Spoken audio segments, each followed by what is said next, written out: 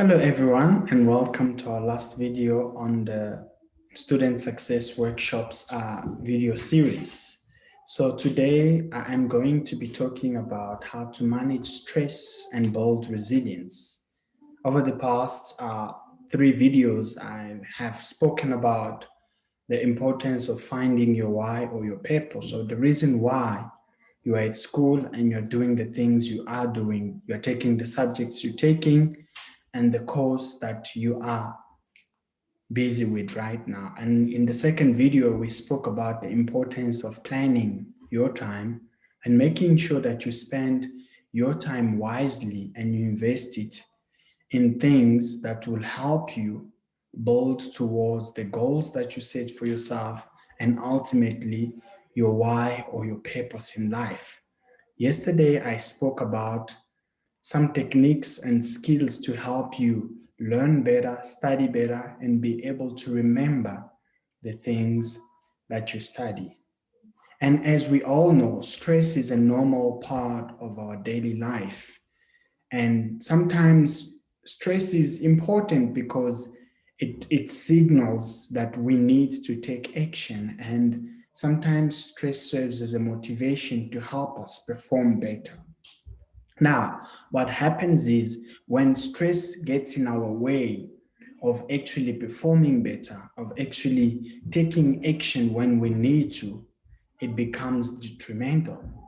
So today, I'm just going to share some of the techniques with you on how you can manage your stress levels better. Because as we start the year, with the COVID-19 situation going on, there is so much negative news out there.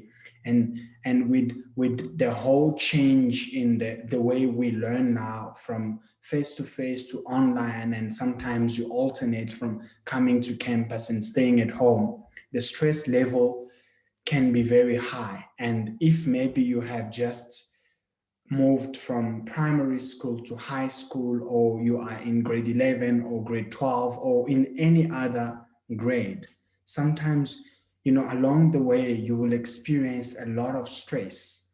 And this is just a little guide or some tips on how to manage your stress better.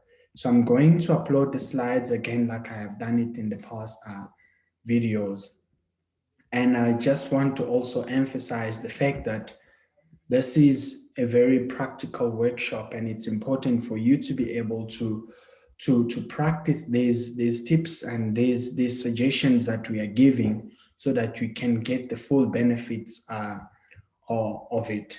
So today I just want to talk about how sometimes, what are some of the things that lead to us experiencing stress. And one of them is negative talk.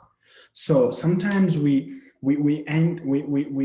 start a conversation with ourselves, and that conversation is often a very negative conversation that then makes things worse for us, that makes things difficult for us, to a point where it takes it prevents us from taking action, from doing things in a more positive way. And so we develop these distorted thoughts, or these very,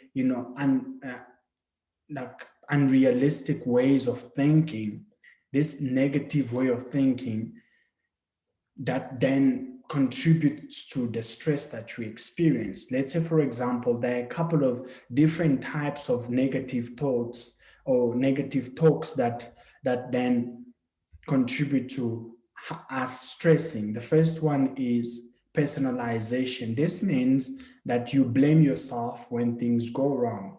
Let's say, for example, there's nothing wrong with taking responsibility when you know that you did something and you need to fix it. But what often happens is some of us end up then blaming ourselves, or making everything about as if it was only our fault.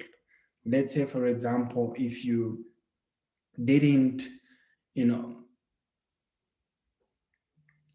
perform well in a test, and maybe it might have been that at home, the situation was not going well, and it was not because you didn't study hard, or maybe because of the situation that was going on at home, you couldn't have time to study, and you find yourself that you just had to browse through your notes and go write your tests. So then you find yourself in this space of constantly blaming yourself for even things that you can't have control over. That is personalizing. Now, polarizing is when you look at things as black and white. So it's either it's completely right or it's completely wrong. So let's say, for example, we spoke earlier on about setting your goals and having your why. So let's say, for example, if your goal this year is to be able to have between 75 and 80% by the time you finish the year, polarizing would be you can either get 80 or anything below 80 is a fail. That kind of thinking prevents you from actually seeing that to even get to where you are, you put in effort, and your effort might not just have produced the kind of results that you wanted it to produce. So I'm going to give you more examples in a moment just to make things a little bit more easier to understand. So magnifying also is like in the same way. So sometimes we find ourselves only focusing on the bad, only focusing on what didn't go well, and making it so big, so much so that we forget that there is also the good. Let's say you write a test and then instead of getting an 80, you get a 65. Now, to even get a 65 means there were certain things that you answered that were correct. Now, magnifying would be only focusing on the things that you got wrong and making that so much of a problem so that you can't even appreciate the 65 that you got. You can't even appreciate the fact that you had sleepless nights, you studied every day, and you put in effort to be able to even produce the 65. And sometimes the test is just so difficult and you tried your best, and your best unfortunately didn't give you the kind of results that you were expecting to get. Now, another, negative self-talk is catastrophizing. Catastrophizing is in a similar way where you make everything big and you only think of the worst case scenario. And so much so that it becomes difficult for you to even see that there is the positive in what is good. So now, the thing is, these kinds of thinking then paint a picture of ourselves and the world in an unrealistically negative way. So we focus so much on what is wrong, what is not working, what is not good, so much so that we get a sense that in the world or in our experience as a learner, in our journey, in our studies, everything is just negative, which is not realistic, because when you look closely, you realize that actually there are things that are working, there are things that you're doing well. So being able to shift from the negative thinking and the emphasizing, like magnifying the negative, to start looking at what is working, what is the positive, makes a huge difference in helping us manage our stress level. So these are just a few examples of how you can change your gears or switch your gears and change your perspective or your perception of the reality from a more negative to a more positive one. So let's take the first example. It says, the first, instead of saying, if, for example, you say, I'm such an idiot, I messed up that test and now I'm going to fail. So instead of when you fail in a test, or you're not sure whether what you answered in that test was right or wrong, instead of saying, I'm such an idiot, I messed up that test and now I'm going to fail, you can change that we can switch the gears and speak in a more positive way with something like, I didn't do that as well as I know I can, but it's okay. Now I know what I can do next time to be better, and that will work hard, that will work hard to make that happen. So can you see the difference between these two ways of thinking? Another example would be, you have a deadline and you've got so much work to do, and you might go, the first option, a negative self-talk would be, this deadline is impossible, I will never be able to get the work done. Or you could say, this is a lot to accomplish. You're acknowledging the fact that it's a lot of work. Now look at what the difference is. Now you say, I can only do what I can do, which is actually true. As long as I keep my teacher informed, I'm sure we can make this work. So I know it's a lot of work and there's only so much I can do, but I'm choosing to keep my teacher informed. I'm going to talk to my teacher and say, this is a lot of work for me, but this is how much I'm going to get done. Is it possible for me to do it this way? And you're asking for your teacher's help in trying to study or prepare or do your assignment. Another example would be, I can't ask my teacher for help, she hates me. That is a huge, like a very big word, hate. And sometimes we jump to those conclusions. So instead of just thinking that your teacher hates you because of the amount of work that you have to go through, you could say something like, my teacher is only human. She's also a human being. And she might also be going through like a difficult time because of stress and because of the amount of work. And she also has bad days like anyone else. I mean, any one of us. So what I'm going to do is I'm going to ask for help, because that's how I'm going to improve my skills. So it's only when you ask for help, when you reach out, when you speak to a teacher, that she can actually know, okay, this is what is going on with you, and this is how she can help. And then the last one could be something like, I'm the worst at math. I'm never going to pass. And it doesn't necessarily need to be maths. It could be life science, it could be geography, it could be accounting or any other subject. And sometimes when we don't understand some concepts, or we don't understand some of the things that are being taught in class, it's very easy for you to just conclude, I am the worst.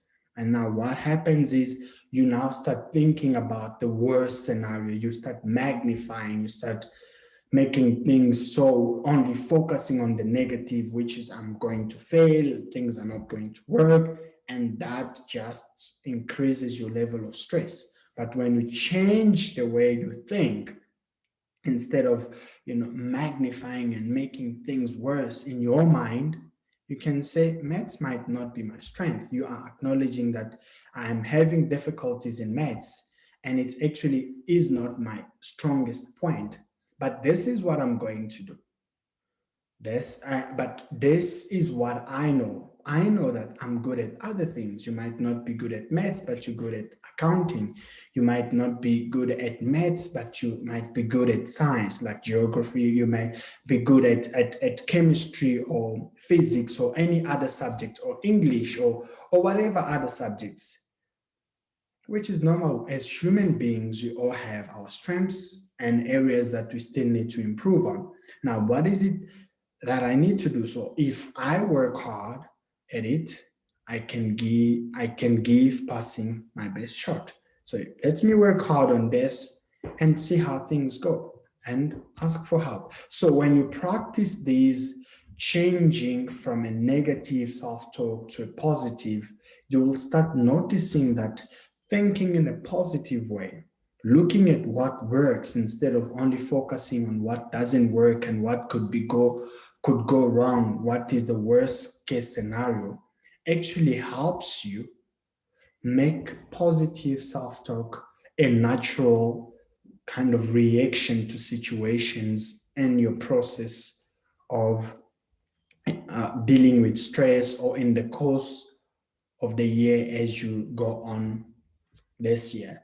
So now, one other important thing that you need to keep in mind is it helps to visualize your success. So what you could do is think of yourself.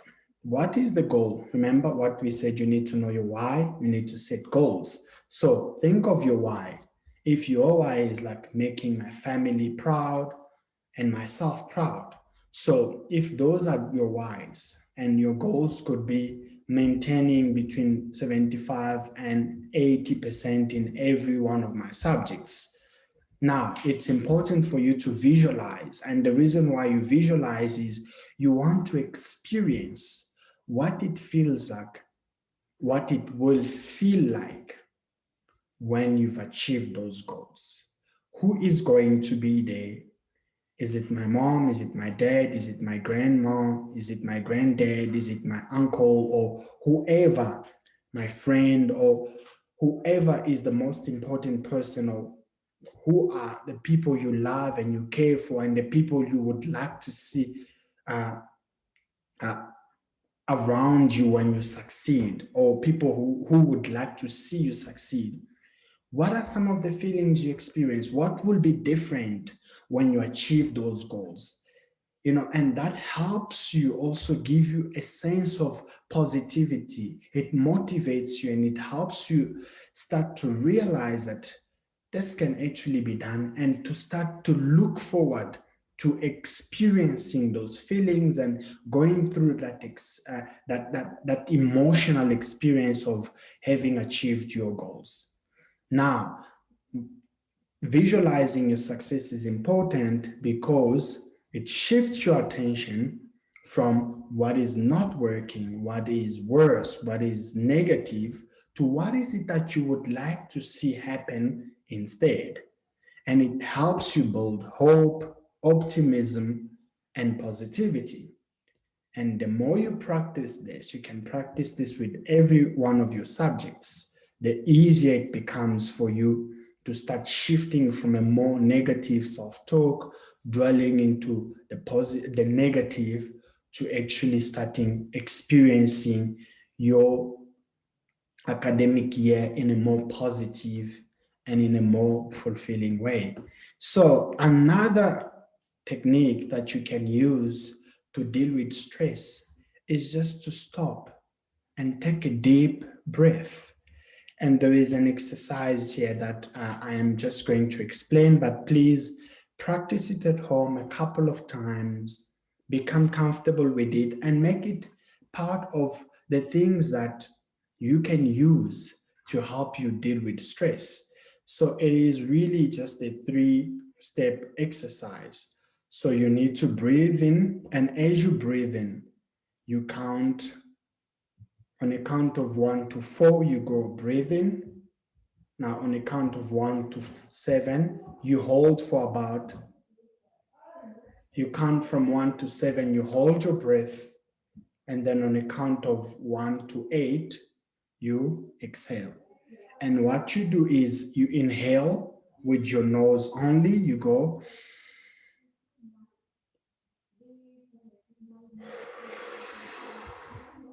And it's important for you to go count 4, hold and count 7, exhale with your mouth, with your nose, hold for 7 seconds, or for count from 1 to 7, down again, and you breathe. And then you do that, and you can do that,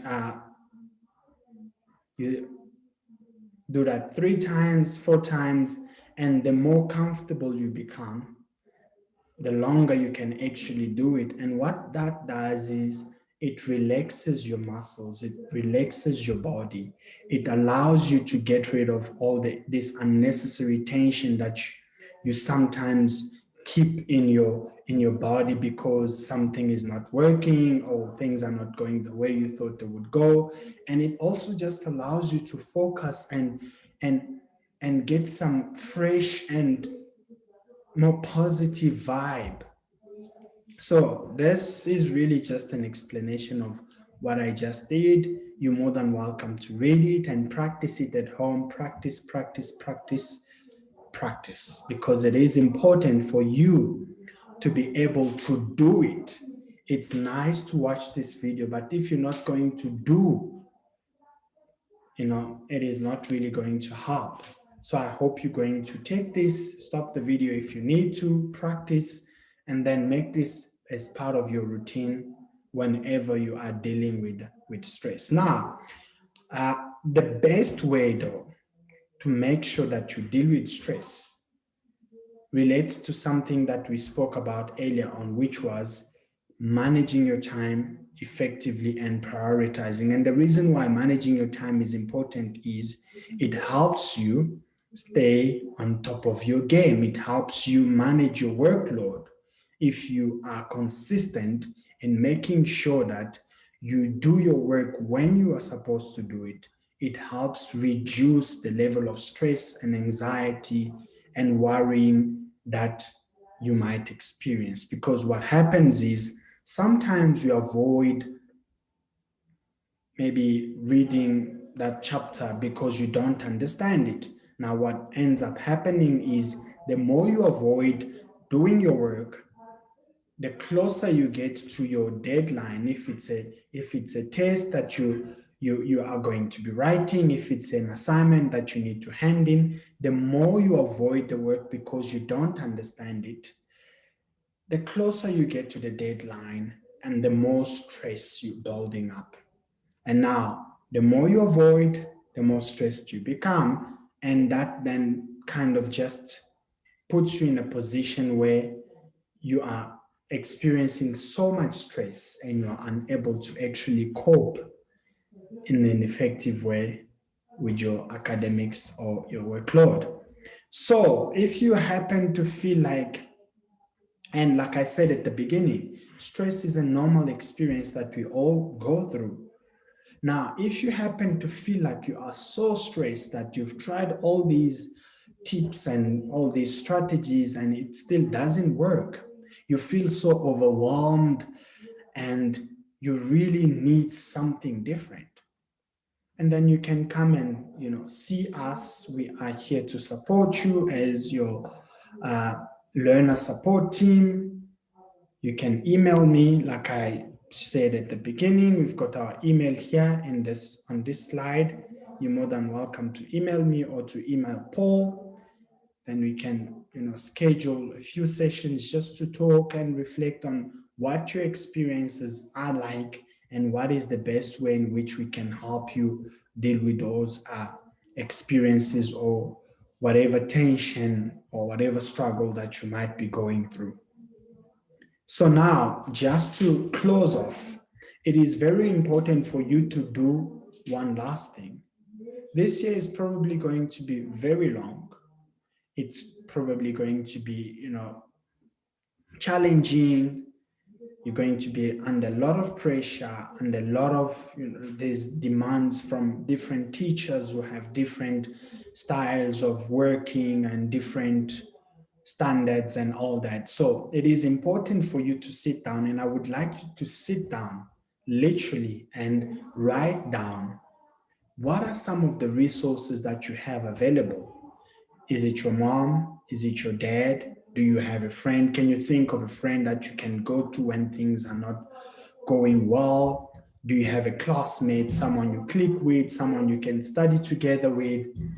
What are some of the resources that you are going to take in your backpack as you journey this year? Because it's like, I always like to think of it as when you go hiking or when you go, mountain climbing, or when you go outdoors or for camping or whatever activity you might be going through. You can't just wake up in the morning and say, okay, I'm going. So you need to get ready. You need to have in your backpack, what do I need? Will I need an umbrella? Will I need a bottle of water? Will I need proper shoes on? Would I need proper clothing? What gears do I need? You need to think of all these things if you're going to be camping at night. Do I need something to make fire with? Do I have a tent? Do I have all these things like torches and, all that. And it's the same with school. Think of your resources and write them down. You put them somewhere it's visible, and whenever you need to reach out to them, just make sure you pull that list out. Okay, this is how I'm feeling, this is what I'm going through, which person in this list can I go and speak to? And again, like I said, we are also here to help you process some of your emotional experiences, some of these feelings that you cannot make sense of. You're more than welcome to email us, to contact us. We're here to help you. And all you need to do is make that list and be willing to reach out whenever you feel like you're under pressure, you can't cope, and you are unable to do the kind of things you would like to do. So that is it from us. If you have any questions, like I said, it would have been nice for us to have a face-to-face interaction. Then we could have taken your questions straight away or live, but unfortunately, because of the technical issues and because of the restrictions of the coronavirus pandemic, we cannot have it. So you're more than welcome to email us if you've got questions, if you need further assistance, you're more than welcome to reach out to us, and we will be more than happy to assist you in this journey. So that is it from my side, and thank you so much for watching till the end. I hope you found this a very helpful series of videos, and I will see you around. Thank you so much. Bye.